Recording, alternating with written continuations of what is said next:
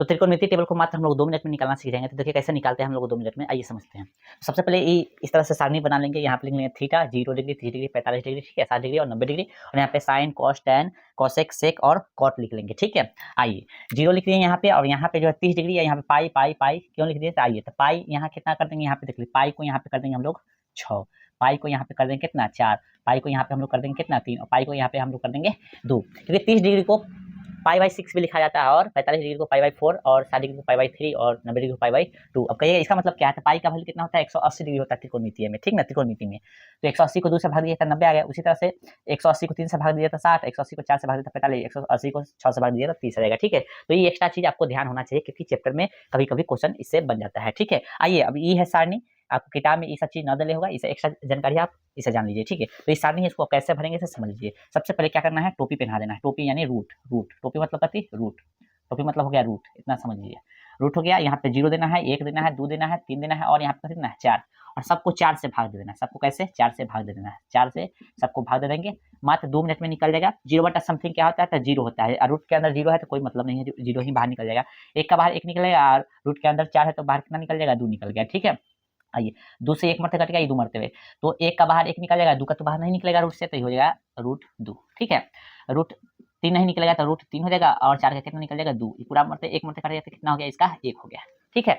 अब यहाँ पे देखिए हमने कुछ रिलेशन यहाँ पे बताया है, ध्यान रखिए। यहाँ पे साइन और कॉसेक का रिलेशन अभी जस्ट पीछे देखे थे, साइन ऊपर मुँह है और कॉस नीचे मुँह, याद कीजिए। यानी साइन थीटा का कथी था, साइन थीटा का वैल्यू था ph, और यहाँ पे कॉसेक का क्या लिखे थे, याद कीजिए, कॉसेक थीटा, कॉस नहीं कॉसेक थीटा था, लिखे थे hp, याद है ना, यानी उल्टा हो गया ना, वैल्यू पलट गया।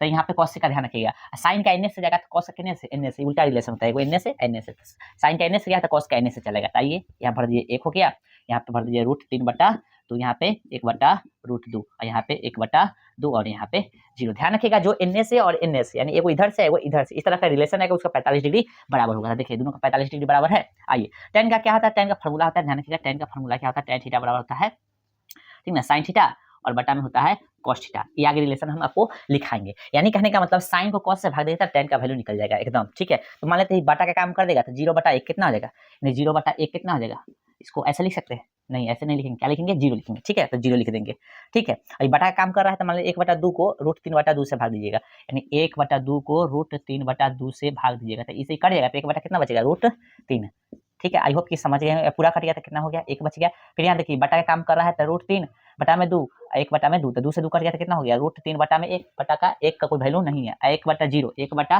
0 क्या होगा, ई अप्रभाषित होता है, पता ही है।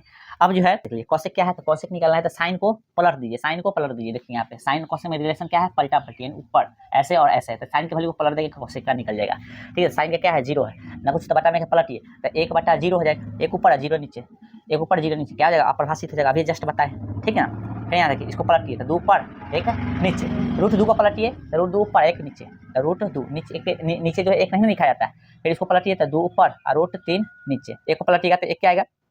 सेक क्या निकालने के लिए, सेक का रिलेशन भी ध्यान रखिएगा, सेक सेक थीटा इधर से जाएगा, कॉसेक इनने से आएगा, ये रिलेशन होता है कॉसेक थीटा सेक में, ठीक ना। सेक मतलब कॉसेक इनने से गया है, सेक इनने से चलेगा। आइए इधर ले आइए, फिर इधर आइए, और इधर 45 डिग्री बोले थे ना, 45 जो इधर और इधर वाला रिलेशन है उसका 45 डिग्री बराबर हो, सेम हो रहा है। चलिए आइए, ठीक है।